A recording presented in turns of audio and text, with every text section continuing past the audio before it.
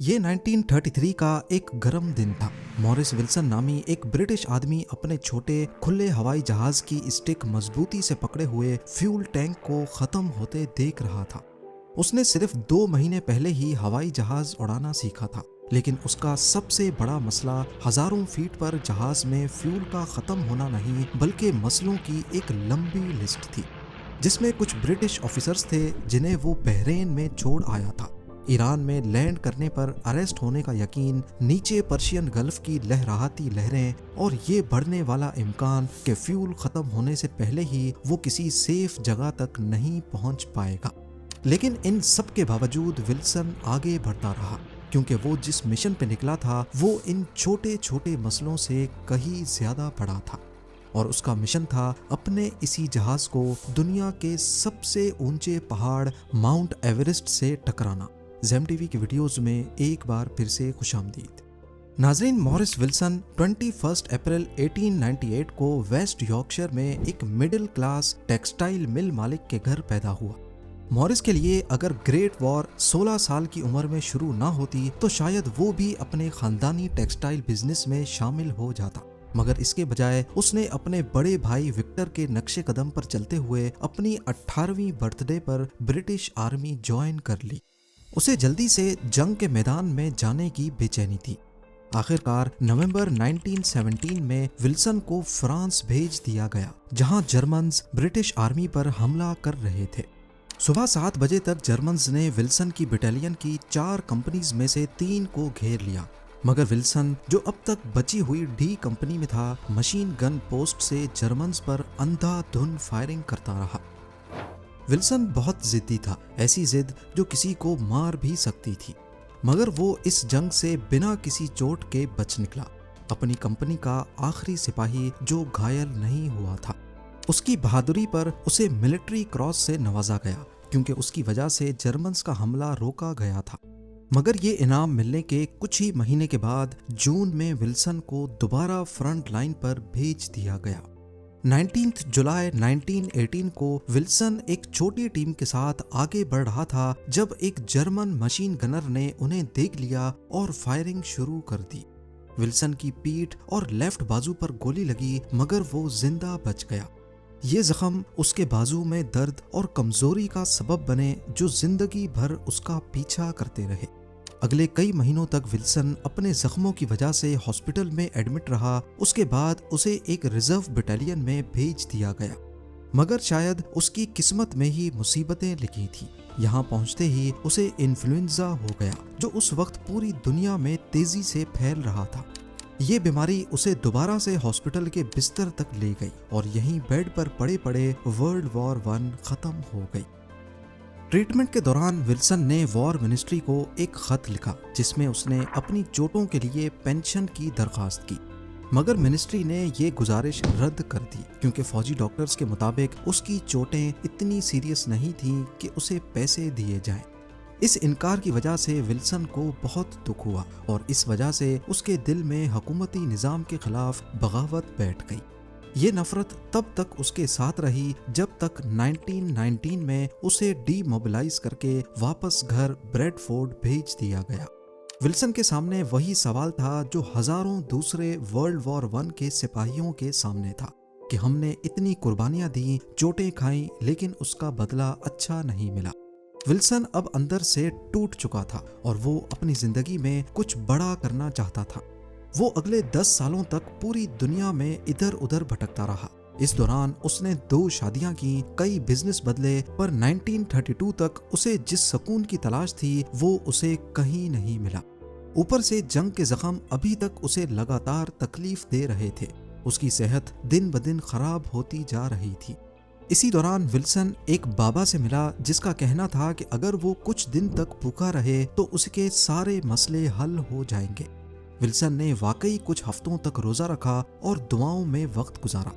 कुछ महीने के बाद वो फिर से समाज में आया, पूरी तरह सेहतमंद, ना सिर्फ अपनी डिप्रेशन बल्कि बीमारी से भी मुकम्मल निजात पाकर। अब उसका यकीन और ज्यादा पुख्ता हो गया कि दुनिया का कोई भी मसला हो, उसे रोजा रखकर और दुआएं करके खत्म किया जा सकता है। अब विल्सन ने नए नए चैलेंजेस लेना शुरू कर दिए। उसका दावा था कि वो दुनिया को अपने रोजे की ताकत से वो कुछ करके दिखाएगा जो आज से पहले कोई नहीं कर पाया। इसी दौरान एक दिन उसकी नज़र अखबार के एक आर्टिकल पर पड़ी। ये 1924 के ब्रिटिश माउंट एवरेस्ट एक्सपीडिशन के बारे में था। इस मिशन में जॉर्ज मैलरी और एंड्रयू अर्विन ने दुनिया के सबसे ऊंचे पहाड़ माउंट एवरेस्ट की चोटी तक पहुंचने की कोशिश की थी, मगर रास्ते में ही दोनों कहीं खो गए।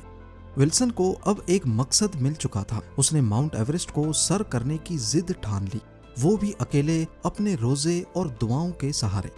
लेकिन मसला ये था कि माउंट एवरेस्ट को सर कैसे किया जाए। विल्सन को मालूम था कि एवरेस्ट पर जाने के लिए मिशन में बहुत सारे पैसे खर्च होते हैं, मुख्तलिफ गियर्स लेने पड़ते हैं और ये सारा खर्चा स्पॉन्सर्स उठाते हैं, और सबसे बढ़कर बहुत ज्यादा ट्रेनिंग करनी पड़ती है। पर वो इन सब रिक्वायरमेंट्स को बाईपास करके किसी शॉर्टकट की तलाश में था। 1932 में ह्यूस्टन एक्सपीडिशन के नाम से एक एवरेस्ट मिशन हेडलाइंस में उभर रहा था। इस मिशन में एक जहाज पहली बार माउंट एवरेस्ट के ऊपर जाएगा और वहां से इसकी फोटोज खींची जाएंगी। याद रहे कि उस वक्त तक माउंट एवरेस्ट को किसी ने भी सर नहीं किया था, तभी दुनिया इस पहाड़ की चोटी को देखने के लिए बहुत बेचैन थी। यहाँ विल्सन के जहन में एक खराफाती आइडिया ने जन्म लिया। उसका ख्याल था कि वो इस एक्सपीडिशन में हिस्सा लेकर जाएगा और जब जहाज एवरेस्ट के ऊपर होगा तो वो वहाँ पैराशूट के जरिए छलांग लगा लेगा और ऐसे वो एवरेस्ट की चोटी तक पहुँचने वाला दुनिया का पहला शख्स बन जाएगा। कुछ ही हफ्तों के बाद उसने इस आइडिया को नामुमकिन समझकर रद्द कर दिया, पर एक ऐसे आइडिया के लिए जो इससे भी ज्यादा खतरनाक था। जी हाँ, विल्सन पूरी तरह से पागल हो चुका था। उसने प्लान बनाया कि वो अपना खुद का जहाज खरीदेगा और माउंट एवरेस्ट पर 15,000 फीट की हाइट पर बर्फ में उसको क्रैश लैंड करवाएगा। ऐसे आधे से ज्यादा रास्ता तो उसका ऐसे ही कवर हो जाएगा और बाकी आधा वो रोजे और दुआओं की मदद से अकेला तय करेगा।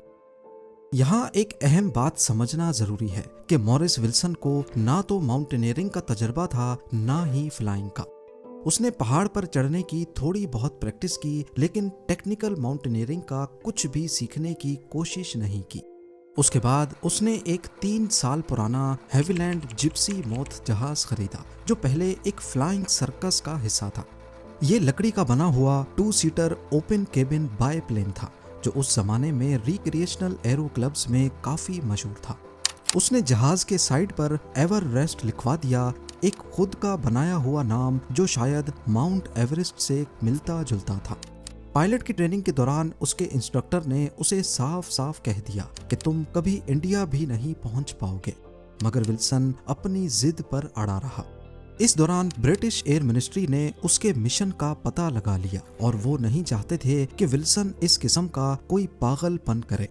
ब्रिटिश एयर मिनिस्ट्री ने नेपाल की अथॉरिटीज को विल्सन के प्लान का बताया तो उन्होंने उसकी नेपाली एयर स्पेस में दाखिल होने की परमिशन ही रद्द कर दी।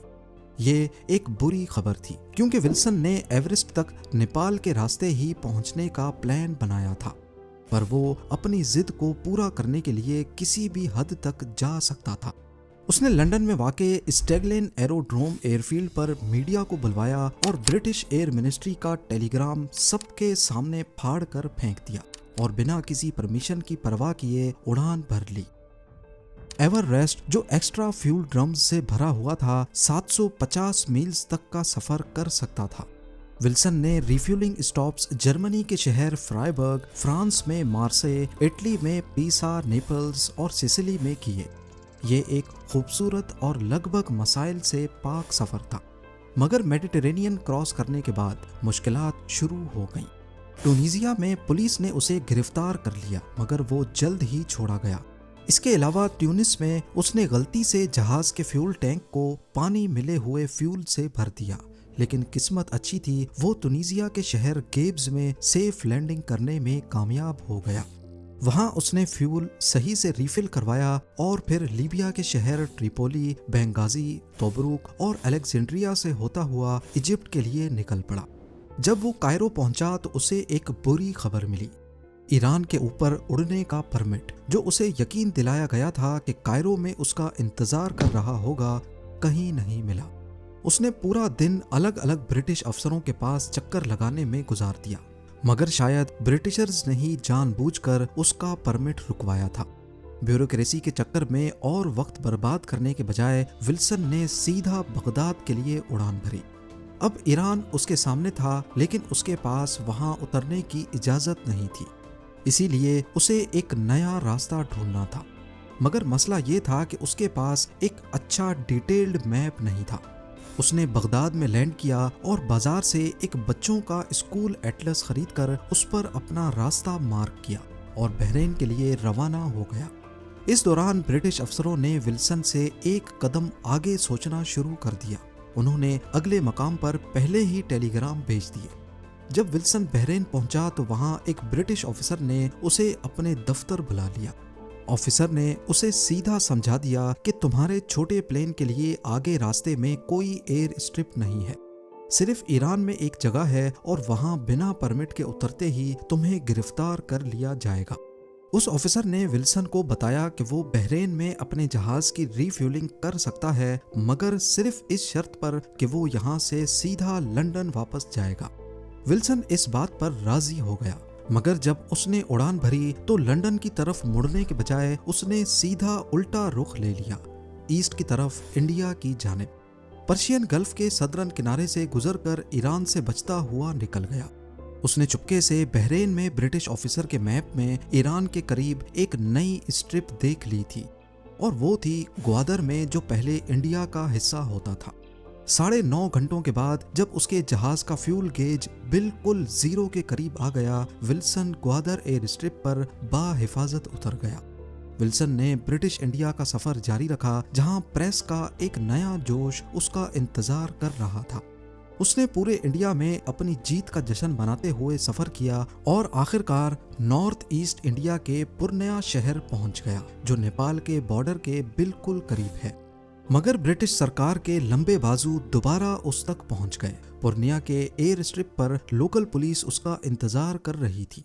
उन्होंने एवररेस्ट को जब्त कर लिया और विल्सन पर सिक्योरिटी गार्ड तैनात कर दिए। ब्रिटिश हुकूमत ने उसे फिर से याद दिलाया कि प्लेन होने के बावजूद भी विल्सन के पास नेपाल के ऊपर उड़ने की कोई परमिशन नहीं है। विल्सन अब बुरी तरह फंस चुका था। वो परमिशन तो दूर की बात, अब अपना जहाज भी उड़ा नहीं सकता था, क्योंकि वो जब्त हो चुका था।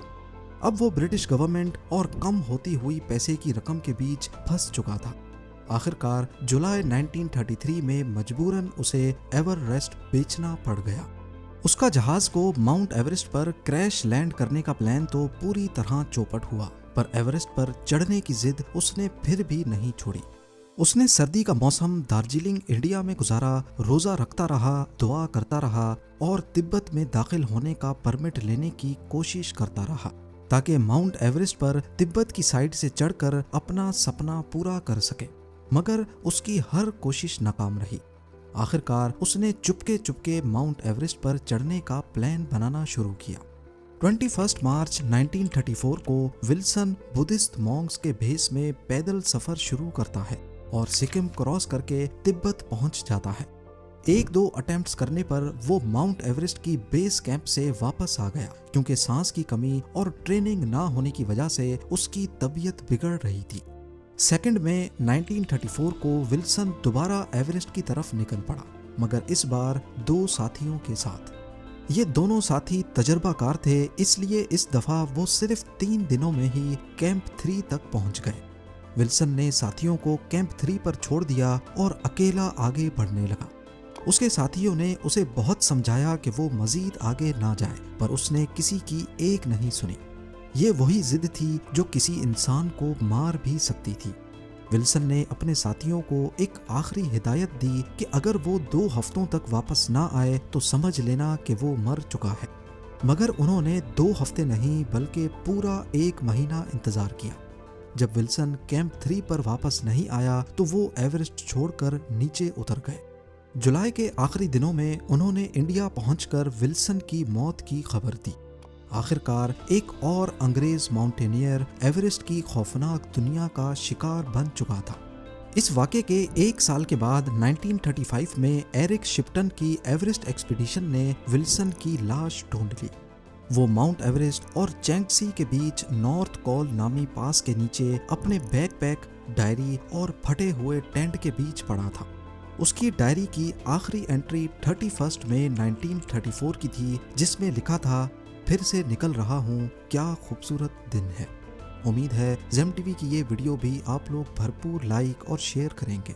आप लोगों के प्यार भरे कमेंट्स का बेहद शुक्रिया। मिलते हैं अगली शानदार वीडियो में।